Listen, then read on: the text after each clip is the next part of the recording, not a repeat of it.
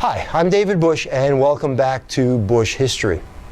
I'm presenting a series of short videos taking a look at each of the administrations in American history of each of the presidents.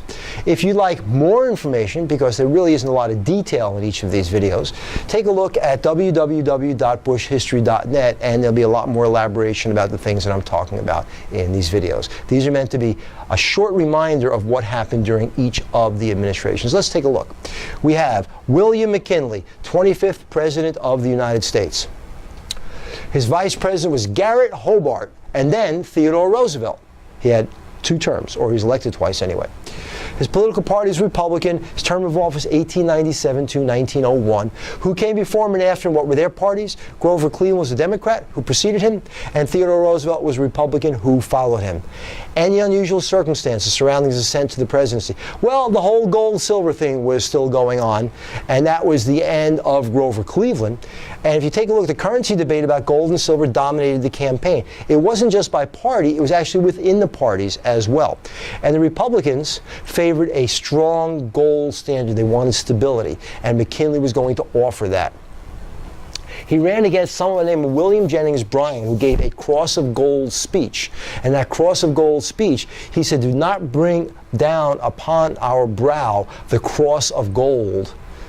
And what you have these images of William Jennings Bryan with these thorns around his head and holding a cross and talking about gold in the Bible and everything. He was a very religious man. The country didn't buy it. And William McKinley, big business money, bought the election of 1896. William McKinley becomes president. The electoral vote, 271 for McKinley, Bryan 176. Catchphrases: the Splendid Little War, referring to the Spanish-American War, and the Great White Fleet. We had built a fleet of warships that the world had never seen before. It's Alfred Mahan's idea. He wrote something called Sea Power and talked about that. In that particular time, the dominant nations of the world had these tremendous navies, and the United States needed one. So we got one. And then we painted the boats white. And then we had the audacity to take them around the world, particularly to Africa and Asia, and show our Great White Fleet. Imagine trying that today. When he left office, choice, defeat, natural death, assassination. He was assassinated at the apparent Pan American Exposition in Buffalo. Think World's Fair, if you like. And he was assassinated when Leon Kolzgov shot him. There was a receiving line. Kolzgov had a gun in a bandage. He had his hand bandage, went up to McKinley and just offed him. An interesting sidebar. A new invention was being demonstrated and shown off at the Pan American Exposition. The X-ray machine. And it was in another tent. And of course, looking back is 2020, but some people have theorized if they use that X-ray machine on McKinley, they might have been able to find the bullet and save his life.